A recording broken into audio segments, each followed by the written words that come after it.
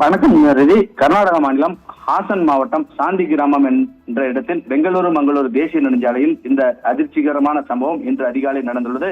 மங்களூரிலிருந்து பெங்களூரு நோக்கி தனியார் பயணிகள் சொகுசு பேருந்து படுக்கை வசதியுடன் கூடிய இந்த பேருந்தில் 36 பயணிகள் நேற்று இரவு 10 மணிக்கு பிறகு மங்களூரில் புறப்பட்டு பயணித்துக் கொண்டிருந்தனர். இவர்கள் சென்று கொண்டிருந்த பேருந்து மங்களூரு பெங்களூரு தேசிய நெடுஞ்சாலை 75 சாந்தி கிராமம் அருகே சென்று கொண்டிருந்த போது அந்த பேருந்தின் டயரில் திடீரென தீ பற்றியுள்ளது.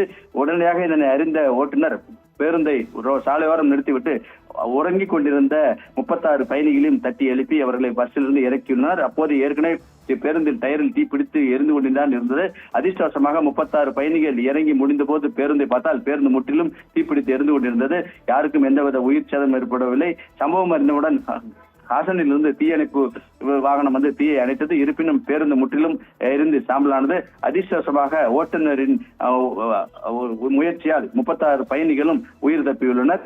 இது தொடர்பாக சாந்தி கிராமம் போலீசார் விசாரணை மேற்கொண்டு வருகின்றனர்.